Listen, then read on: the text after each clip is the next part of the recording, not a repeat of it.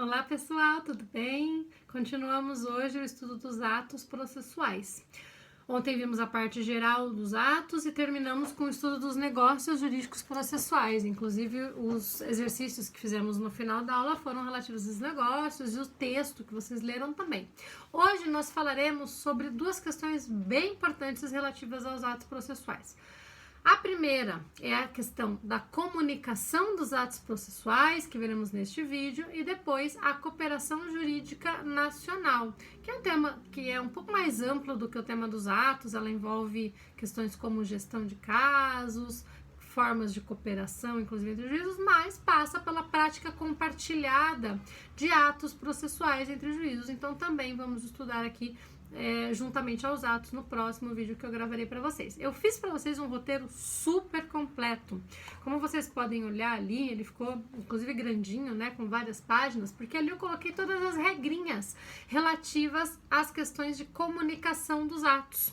Então eu não vou repetir aqui no vídeo várias dessas regrinhas que dizem respeito a textos legais, né, que estão ali no CPC e que eu indiquei nesse roteiro. Deem uma olhadinha nesse roteiro que complementa a aula.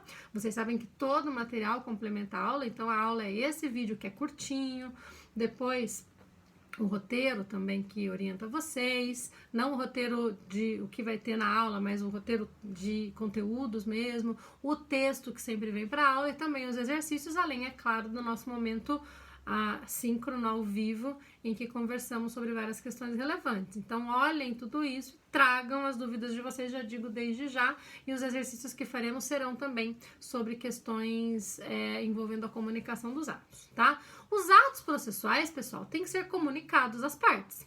As partes têm que ter ciência de todas as decisões, de todos os atos proferidos no seu processo. E isso acontece por meio de todas essas formas de comunicação. Além disso, às vezes é preciso utilizar formas de comunicação de atos para realizar a prática de atos. Isso acontece, por exemplo, com as cartas e com os atos de cooperação também. Na medida em que muitas vezes um juiz precisa de ajuda de outro, né? Um juízo precisa de ajuda de outro juízo para praticar determinados atos. Quando nós falamos em comunicação dos atos, então, estamos aí abrangendo todas essas formas pelas quais os atos processuais são comunicados ou praticados entre as partes e o juízo ou entre juízos de competência diversa. E nós temos algumas modalidades disso. Nós vamos falar aqui sobre a citação, sobre a intimação, as intimações e sobre as cartas. Alguns textos, né, algumas leis vão trazer também menção à notificação, embora não seja um meio de comunicação que o Código de Processo Civil adota, por isso nós não falaremos da notificação. Vamos começar por talvez aquela que seja mais relevante, que é a citação. O que é a citação, gente? É um ato de comunicação processual que informa alguém de que contra ela ou ela está inserida em uma demanda, convidando-a então a integrar o polo de uma demanda. Isso pode acontecer com relação ao réu, isso pode acontecer com relação a um executado, por exemplo. O réu vai ser citado para ingressar no processo. Então, a citação é o ato que pela primeira vez comunica ao réu a existência do processo e abre a ele a possibilidade de apresentar a sua defesa, de exercer o seu direito de defesa. Então, vejam como a citação é importante. Para além de ser um ato processual, ela é também um ato que oferta ao réu o exercício de uma garantia constitucional, o exercício do contraditório, o exercício do seu direito de defesa. Na medida em que ele será informado da existência da ação, poderá comparecer à audiência do 334, que depois nós vamos estudar, não chegamos lá ainda, e apresentar depois a sua contestação, também exercendo então o seu contraditório. Vejam como é relevante a citação. Não por outra razão, um processo em que a citação não tenha sido realizada, ou um processo em que a citação tenha sido realizada sem a observância dos requisitos legais, será nulo e poderá ser inclusive anulado integralmente, tá? Isso é muito importante. Inclusive é muito comum, né? Um dos casos que eu que eu vou trazer para a gente discutir na aula de hoje é um caso real em que eu trabalhei recentemente, alguns meses atrás, em que houve inclusive um reconhecimento de uma nulidade de citação na fase de cumprimento de sentença, já lá na execução. Então é sempre possível alegar a nulidade de citação. Vício de citação dá inclusive ensejo a uma ação bem específica que nós chamamos de querela nullitatis, ação declaratória de inexistência, porque um processo que não tem a citação é um processo que precisa começar de novo, com uma nova citação. Então, esse tipo de ação, a querela nullitatis, serve justamente para que, mesmo anos depois de um processo já ter sido encerrado, de haver a formação da coisa julgada, ser possível declarar a nulidade desse processo com o recomeço, com o retorno, para que a citação ocorra e seja, então, ofertada ao réu a possibilidade de apresentar sua contestação. Vejam como isso é relevante, ok? Então, a ausência de citação ou a citação realizada sem observância dos requisitos legais é nula e gera nulidade, uma nulidade seríssima no processo, ok? Nós temos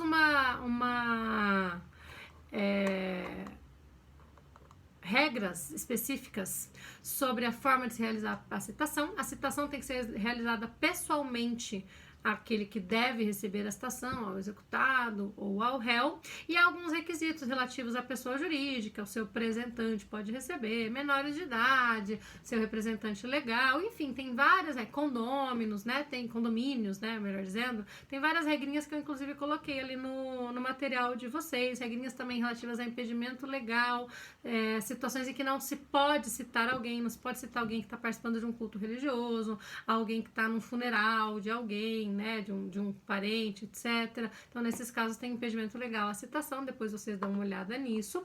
A citação pode ser realizada em qualquer lugar onde se encontre ao réu, e há uma ressalva com relação ao militar em serviço ativo, lá no artigo 243, parágrafo único, que vocês também podem observar. E há um ponto muito importante com relação à citação, que diz respeito aos efeitos da citação. Quais são, afinal de contas, os efeitos da citação? Uma vez realizada a citação no processo, ela produz alguns efeitos. O primeiro deles é estender os efeitos da litispendência para o réu. Então, agora, aquela ação que existe para o autor e que gera, por exemplo, impedimento de se propor uma outra ação idêntica, essa litispendência, esses efeitos da litispendência vão ser estendidos também ao réu. A citação válida torna o objeto litigioso. Por exemplo, esse objeto não pode ser alienado depois da citação do réu.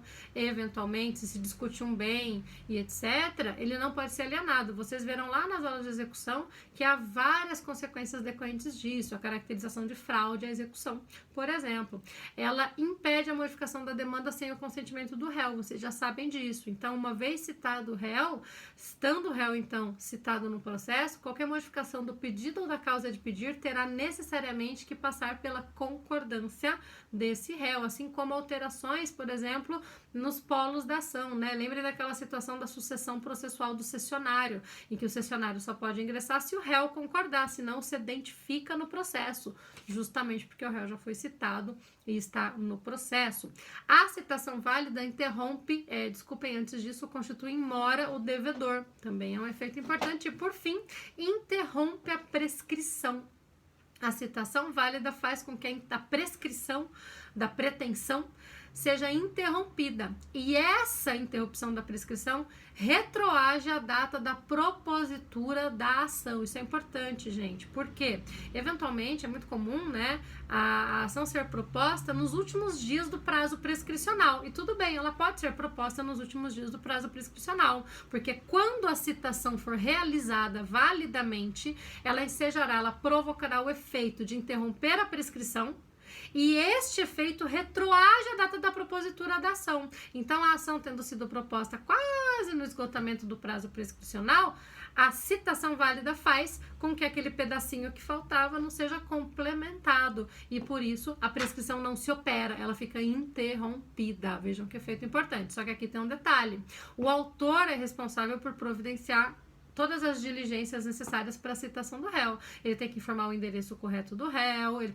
pode eventualmente diligenciar, pedir até auxílio ao juiz para diligenciar em busca do endereço do réu, quando, por exemplo, ele não souber, é possível mandar fazer pedido de ofício para empresa de água, luz, etc., para que se descubra o domicílio do réu, ele tem que pagar as custas relativas ao ato citatório. Então, o autor tem uma série de providências que ele tem que tomar. Se eventualmente o autor não toma essas providências e a citação não acontece por sua causa ou demora muito para acontecer, aí o efeito de interrupção não vai acontecer e não vai retroagir a data da propositura da ação. Porém, se ele demonstrar que a citação não está sendo realizada por atraso do judiciário, do oficial de justiça, algo que não pode ser imputado ao autor, aí também ele não vai poder ser prejudicado por isso, ok? Aqui nós temos um efeito muito importante, ok, pessoal? A interrupção da prescrição pela citação com a retroatividade deste efeito à data da propositura da ação. Então, se um cliente procurar vocês desesperado, porque falta um dia para o prazo prescricional,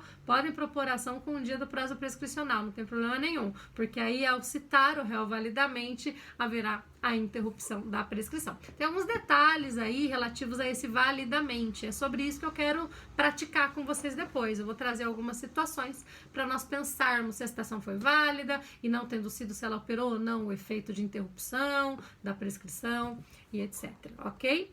Quais são as modalidades de citação? A regra geral é por correio. Como regra, vai uma cartinha lá para casa do réu, uma carta de citação com AR, com aviso de recebimento, porque depois esse AR vai ter que retornar para comprovação do ato citatório ficar nos autos. Essa comprovação do ato citatório é importante para várias coisas, dentre outras, até mesmo para contagem de alguns prazos no processo, como nós entenderemos na semana que vem, ok? Há algumas exceções à citação por correio que aparecem lá no artigo 247 do CPC. Também a citação por oficial de justiça, por mandado, pode acontecer também nos casos que estão previstos ali nos artigos 247 a 249. Nesse caso, um oficial de justiça vai com um mandado até a residência do réu para proceder à citação.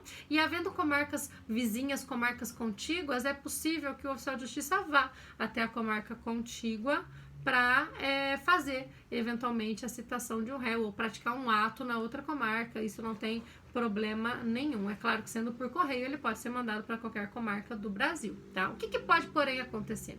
Pode ser que o oficial de justiça tente fazer a citação do réu e não o localize, não o encontre. Ele vai uma vez, ele vai duas vezes, e na segunda vez ele também não encontra o réu para realizar a citação, e ele começa a desconfiar que há uma possibilidade de ocultação do réu. O réu está se ocultando para não receber o ato citatório. O que ele pode fazer nesse caso? Ele pode proceder à citação por hora certa.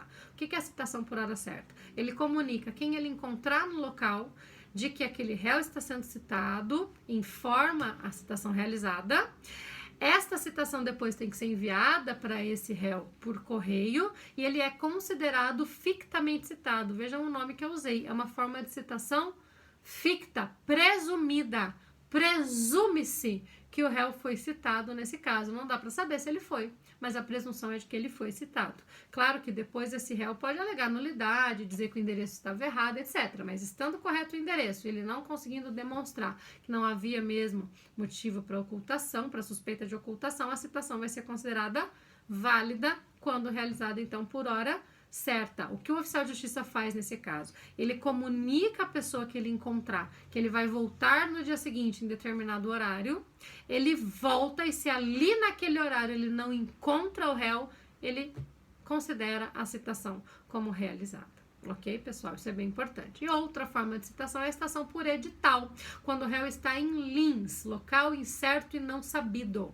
Como assim? Eu não sei o endereço do réu.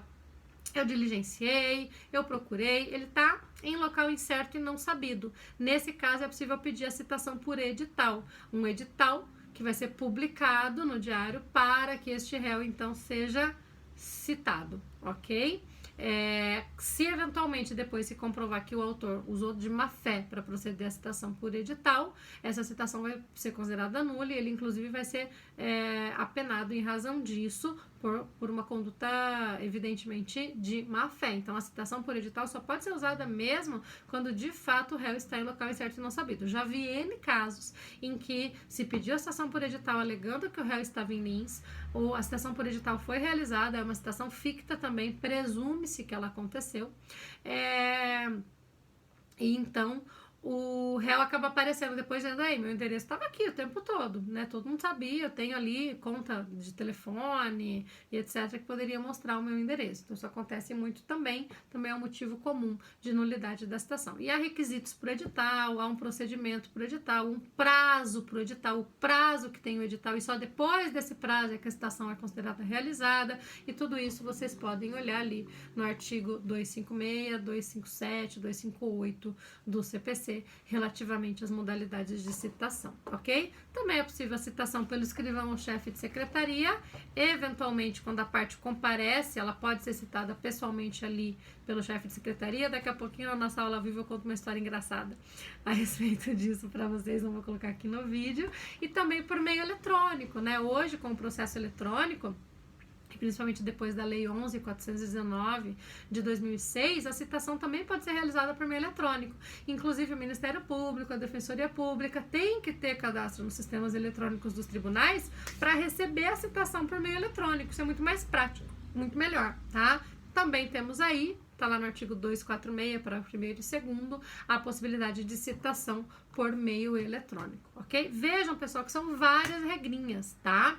Temos que respeitar essas regrinhas, temos que respeitar as modalidades de citação, embora a regra seja por correio, nem sempre ela vai acontecer. Temos que observar a possibilidade da parte ter capacidade para receber a citação, e depois, nos exercícios, vamos aprofundar um pouquinho também esse ponto, e lembrar que a citação é um ato fundamental para o processo. Eu não vou nem entrar nisso com vocês, porque eu acho que vocês estudaram isso, mas a citação não chega a ser um pressuposto processual de existência, né? Vocês já devem ter visto tudo isso lá nas aulas de pressupostos processuais, mas a citação válida pode ser realizada, pode ser considerado um pressuposto processual de validade no processo, justamente porque ele precisa acontecer para que o processo seja válido. E é uma nulidade que pode ser declarada de ofício a qualquer tempo, inclusive depois que a ação já terminou, ok? Temos também as intimações, que são os atos de comunicação de qualquer outro ato perante as partes no processo ou terceiros no processo. Então, a intimação comunica qualquer ato. Uma intimação de uma decisão de saneamento, uma intimação para comparecer numa audiência, uma intimação da sentença para que a parte possa interpor recurso e cumprir a sentença, e por aí vai, ok? Também a intimação, desculpem, pode ser realizada por algumas modalidades. O meio eletrônico hoje vai ser o mais comum, a regra geral. Também é possível a publicação no diário, então também temos aí muitas intimações que ocorrem por meio da publicação no Diário de Justiça Eletrônico. Na semana que vem, quando estudarmos prazos, vamos compreender melhor cada uma dessas modalidades, porque elas impactam na forma de contagem dos prazos, é bem importante entender isso também. Também pelo escrivão ou chefe de secretaria pessoalmente, também por oficial de justiça, é mais excepcional, mas pode, ou por edital também é possível que seja realizada, tá? E aí eu coloquei aqui no roteiro de vocês uma série de regrinhas relativas à intimação da União, dos estados, quais são as preferências para intimação, acontece a eletrônica, se a eletrônica não for possível, qual que acontece, ela vai ser publicada no Diário Oficial e por aí vai, ok?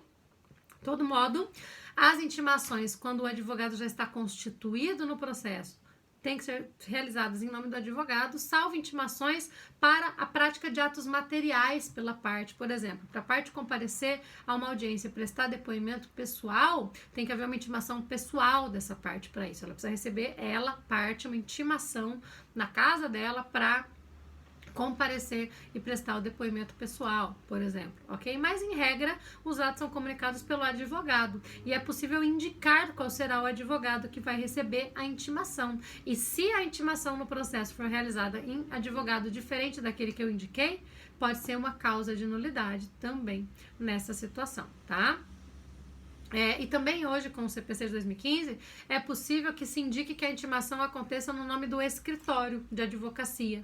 Também é possível que isso aconteça, isso vai depender de pedido também expresso do advogado. Inclusive, o CPC também traz uma outra novidade. Os próprios advogados podem intimar as partes de determinados atos processuais, tá? A citação jamais, mas a intimação sim. E hoje em dia tem sido comum também a realização de intimações por WhatsApp. Tem cartórios, por exemplo, que estão registrando o celular das partes, pedindo para as partes assinarem uma autorização. Inclusive, eu vi um caso em que essa autorização envolvia a ciência de que a parte teria que deixar o negocinho azul do WhatsApp habilitado para confirmar a intimação que ela recebeu, né? Então, ela assinava lá um termo de concordância e responsabilização com isso. E as intimações são realizadas por WhatsApp. Por que não, né? Por que não facilitar? Por que não burocratizar? Citação não pode ser realizada assim. Citação tem que seguir os requisitos formais para ser válida, mas a intimação pode, sem problema nenhum. E aqui também tem um último detalhe, né? Eventualmente, a retirada, né? Antigamente havia retirada em carga, né? Processo físico até hoje tem, né? Mas, eventualmente, qualquer ato de ciência inequívoca da parte ou do seu advogado quanto a um ato praticado no processo, enseja a intimação daquele ato. Então, por exemplo, tem lá uma decisão que foi proferida e tem lá a previsão de publicação dessa decisão no diário ou intimação por meio eletrônico. Mas antes disso, eu entro lá no Projude e tomo ciência dessa decisão, ou sendo processo físico, eu vou lá e retiro em carga esse processo já com essa decisão. Nesses casos, eu estou realizando a intimação, eu estou autorizando que a intimação aconteça. Vai se considerar, então, a parte intimada da prática daquele ato, tá? Também é muito importante. Hoje em dia, com o processo eletrônico, ficou um pouco mais difícil acontecer isso, né? Salvo se você acabar clicando e abrir a publicação lá no Projude antes da hora. Mas é possível que qualquer ato de ciência inequívoca acabe gerando a intimação também, tá? E por fim, ainda nessa parte de comunicação, nós temos as cartas, que são formas de prática de atos quando eu preciso da cooperação de outros juízos para a prática de determinados atos. As cartas podem ser precatórias. Carta precatória é aquela por meio da qual um juízo pede competência para outro juízo de mesma competência hierárquica, mas de competência territorial diversa. Então, o juízo aqui da Vara de Curitiba precisa do apoio do juízo lá da Vara Civil de Londrina para realizar um ato citatório, para realizar uma intimação, para realizar uma penhora, para produzir uma prova. Ele manda uma carta precatória para o juízo lá de Londrina. A carta pode ser rogatória quando a prática envolve atos em jurisdições de competência internacional diversa. Então, aqui eu estou falando de um juízo no Brasil precisar da cooperação de um juízo lá na Alemanha para praticar um determinado ato. Aí nós temos a figura da carta rogatória e, por fim, a carta de ordem, relativa à prática de atos em juízos hierarquicamente diferentes. Então, o tribunal manda uma carta de ordem para o juízo de primeiro grau praticar um ato. As cartas têm uma série de requisitos super burocráticos. Vocês leiam os artigos 260 seguintes para entender que requisitos são esses. E vou dizer uma coisa para vocês. Isso está cada vez mais em desuso, tá? E tem que estar. Isso nem devia existir mais. O código devia ter abolido esse negócio de carta, tá? Faria o menor sentido existir esse troço. Por quê?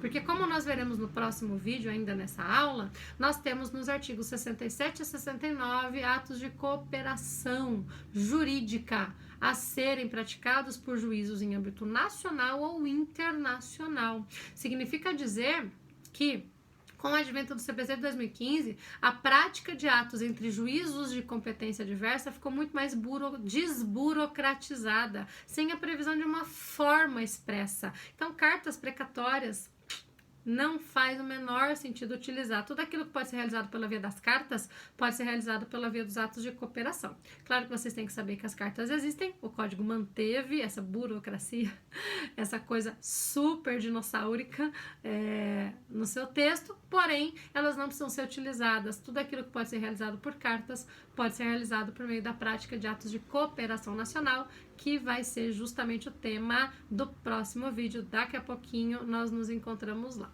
Um beijo!